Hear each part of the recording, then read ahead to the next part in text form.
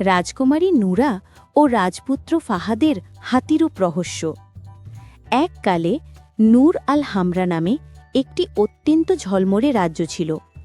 সেই রাজ্যের একমাত্র রাজকন্যাটির নাম ছিল নূরা, অর্থাৎ আলো বা দ্যুতি।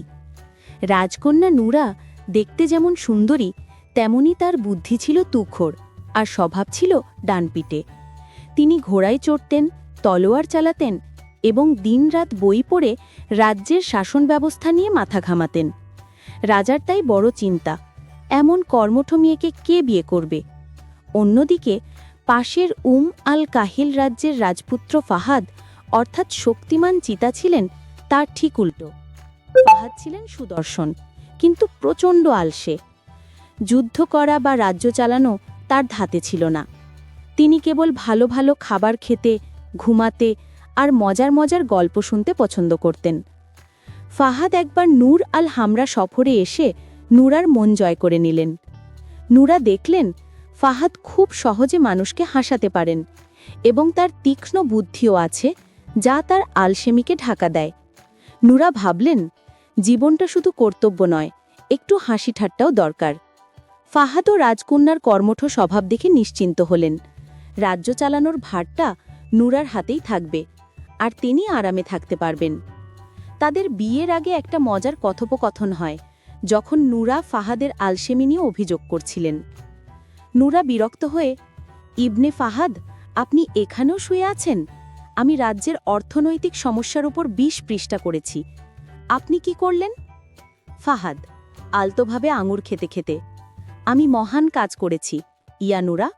আমি অপেক্ষা করেছি কখন মাধ্যাকর্ষণ এই আঙুরটা আলতো করে আমার দিকে নামিয়ে দেবে। এটিকে আমি বলি আলসেমি নির্ভর স্মার্ট গভর্নেন্স। সমস্যাটা তার নিজের সমাধান নিজেই খুঁজে বের করে নেয়, আর আমি ততক্ষণে বেশ বিশ্রাম নিয়ে নিই। নূরা আর হাসি চেপে রাখতে না পেরে হেসে পড়লেন। আমি আপনার আলসেমিকে বিয়ে করব না, কিন্তু আপনার এই অদ্ভুত রসিকতা আর আলসেমি নির্ভর স্মার্ট গভর্নেন্সের দর্শনকে বিয়ে করব। তবে মনে রাখবেন, আমার রাজ্যে আপনি প্রধান বিচারপতি নন, বরং প্রধান কৌতুক শিল্পী। রাজা এবং সভাসদেরা দেখলেন নূরার মতো শক্তিশালী শাসকের জন্য ফাহাদের মতো রসিক কিন্তু ক্ষমতাবিহীন জীবনসঙ্গী উপযুক্ত। অবশেষে বিশাল ধুমধাম করে তাদের বিয়ে ঠিক হল। বিয়ের পর বাসর রাতে যখন রাজকুমারী নূরা তার কক্ষে প্রবেশ করলেন, তখন দেখলেন রাজপুত্র ফাহাদ বিছানায় নেই। তিনি ডাকলেন, কোথায় লুকোলে ইবলে ফাহাদ? তখনই পাশের ঝকমকে পর্দাটি সশব্দে সরে গেল, আর তার ওপাশ থেকে এক বিশাল হাতি সরাত করে ঘরে ঢুকল। হাতিটির গায়ে রাজকীয় গয়না আর মাথায় বরের পাগড়ি। হাতি ঢোকার সময় ঘরের দরজাটা একটু ভেঙে গেল। নূরা তলোয়ার হাতে নিয়ে জিজ্ঞেস করলেন, কে তুমি, আর আমার স্বামী ফাহাদ কোথায়?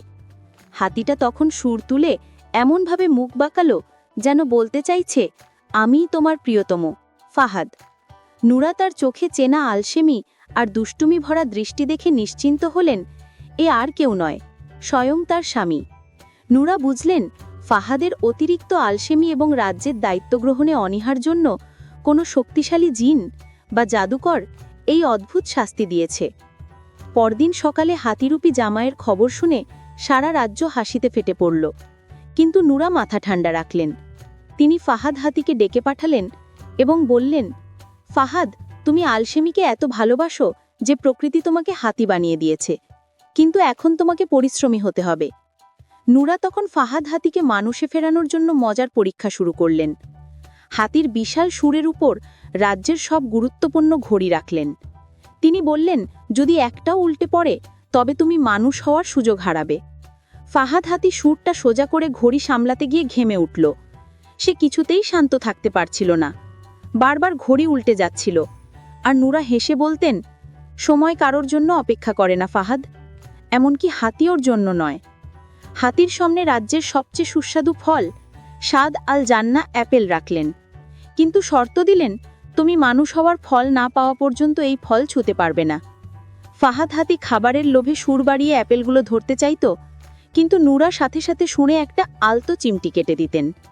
নূরা বলতেন, ধৈর্য এবং কষ্ট সহিষ্ণুতা ছাড়া কোনো নেতাই মহান হতে পারে না। পরদিন নূরা সবচেয়ে মজার কাজটি দিলেন।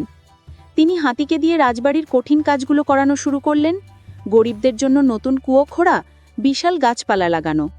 হাতিটা কাজ করতে গিয়ে হাঁপিয়ে উঠত, আর মাঝে মাঝে হতাশ হয়ে সুর দিয়ে মাটিতে ধুলো উড়িয়ে দিত। নুরা তখন হেসে বলতেন, প্রজাদের সেবা করাটাই সবচেয়ে বড় ধর্ম, কাজ করার আনন্দ শেখো ফাহাদ। হাতি মনে মনে প্রতিজ্ঞা করল, মানুষ হলে আর কখনো আলসেমি করবে না। সে হাতিরূপে বুঝতে পারল যে পরিশ্রম কেবল ক্লান্তিকর নয়, এটি আত্মসুষ্টিও আনে। নুরা রাজ্যের জ্ঞানী দরবেশ ব্যক্তিদের সাহায্যে জানতে পারলেন, জাদুকরের অভিশাপ কাটানোর একমাত্র ফল হল তুফফাহা আজ-জাহাব, যা প্রতি বছর শুধুমাত্র একবার পাওয়া যায়। নুরা নিজে সেই ফল খুঁজে আনলেন। পূর্ণিমার রাতে নুরা জমজমের জল দ্বারা আপেলটি ধৌত করে ফাহাদ হাতির সামনে রাখলেন।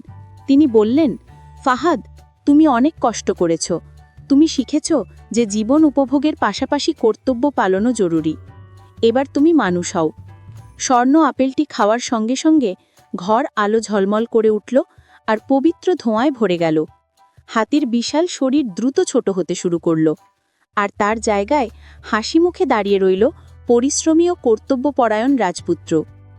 ফাহাদ মানুষ হয়ে নুরাকে জড়িয়ে ধরে বললেন, আলহামদুলিল্লাহ, হাতি হওয়ার চেয়ে রাজ্যের কাজ করা ঢের সহজ। আমি প্রতিজ্ঞা করছি আর কখনো আলসেমি করব না। নুরা হেসে বললেন, শিক্ষণীয় গল্পটা কিন্তু দারুণ হলো। এরপর রাজা নতুন করে তাদের বিয়ের ব্যবস্থা করলেন। এবার আর কোনো জাদুটোনা নয়। বিয়ের সময় নুরা মজা করে বললেন, যদি কখনো আবার আলসেমি করো তবে কিন্তু তোমাকে দিয়ে রাজ্যের সব কুয়ো খুঁড়িয়ে নেব আর সব ঘড়ি পরিষ্কার করাবো। সবাই হেসে উঠল। রাজপুত্র ফাহাদ ও রাজকুমারী নুরার এই মজার দ্বিতীয় বিয়ে চিরদিনের জন্য নূর আল হামরা রাজ্যে এক শিক্ষণীয় ও হাস্যকর গল্প হয়ে রইল। গল্পটি শোনার জন্য ধন্যবাদ। আপনি যদি নুরা এবং ফাহাদের রাজকীয় জীবন নিয়ে অন্য কোনো মজার পরিস্থিতি বা গল্প শুনতে চান তবে আমাকে জানাতে পারেন।